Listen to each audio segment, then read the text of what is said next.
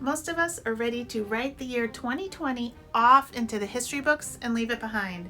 After all, it seemed like there was an endless supply of horrible monkey wrenches being thrown into the world's gears. One thing that was a huge surprise, though, was how strong the real estate market was. Interest rates were amazing, buyers were chomping at the bit, inventory was low, and prices jumped. So, what's going to happen now? Join me today for my 2021 Real Estate Predictions and Trends, Iowa City edition.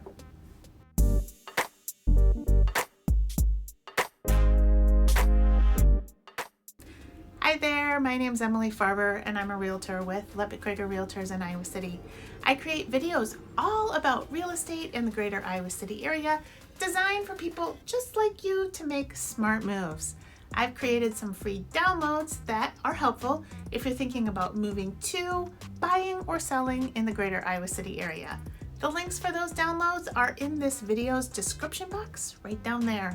If you're watching on your mobile device, just tap the title of this video and that description box will pop right up.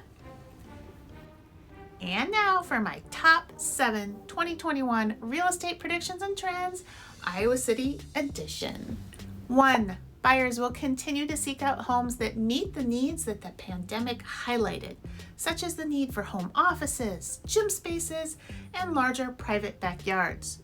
2020 made people realize that they were no longer content in their current home and they wanted change, a feeling which was heightened by the realization that none of us know what the future may bring. Carpe diem, real estate style. 2. Buyers are moving away from larger cities and congested areas and moving towards smaller, more suburban areas.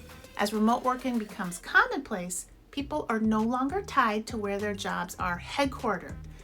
Big city living has lost its luster.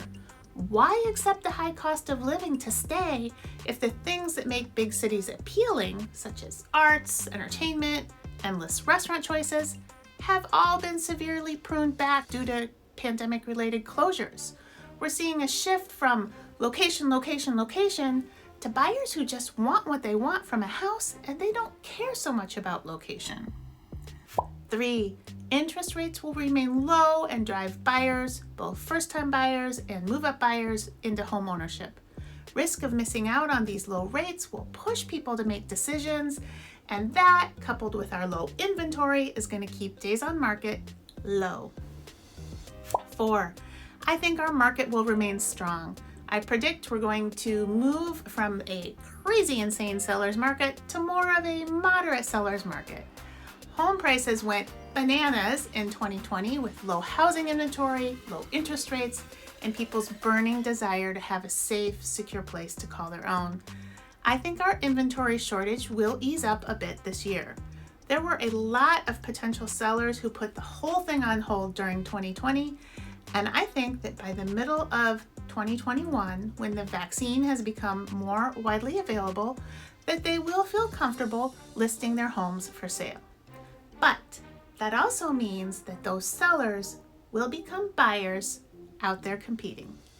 An article by the National Association of Realtors surveyed 20 top U.S. economic and housing experts, and they predict a national median home price increase of 8% in 2021. If you want a much more in-depth look at my predictions for the local Iowa City metro housing market, block off 18 minutes of your time and watch this video right here. It's good. 5. The rise of the millennials. Millennials are now the largest generation, larger than both baby boomers and Gen X. The oldest millennials are looking at 40, while those on the younger side are 25. Many millennials are moving out of that first-time homebuyer status and moving into move-up buyer status. They need larger homes to accommodate their growing families and remote working. Meanwhile, Gen Z is just now coming online as homebuyers, with the oldest members of that generation turning 24, which will mean more competition for those first-time buyer homes. And because remote working has become much more prevalent, I'm curious to see if this new crop of buyers will look at communities that have been losing population for a while as the next frontier of locations to find affordable housing. The allure of urban areas may not be as strong for Gen Z as it was for previous generations. 6, affordability will continue to be an obstacle. First-time homebuyers will continue to need to be flexible in order to get their foot in the proverbial door of home ownership due to our continually rising prices. By flexible, I mean being open to things that don't hit all of the highlights on their house wish list. Flexibility can come in a lot of ways, such as being open to neighborhoods and locations that aren't necessarily ideal, adding condos, townhomes, and zero lots to your list rather than just single-family homes, taking on remodeling projects, or even considering homes that you previously may have said no way to, such as homes with a single-stall garage. 7, 2021's deck of cards is full of wild cards, which kind of makes you feel like a gambler. Will we see additional pandemic-related shutdowns? How long until kids go back to school nationwide? Will the vaccine return us to a more normal quality of life anytime soon? Will the economy recover, or will it take a secondary dip due to the current K-shaped recovery in play? How do industries and jobs severely impacted by the pandemic make a comeback, if at all? Will we see a big spike in foreclosures? These are all questions that can impact the real estate market. I'd love to hear your predictions about what you think will be trends in 2021 real estate. Leave me a comment down below. Hey, it's been fun, and I'll catch you later.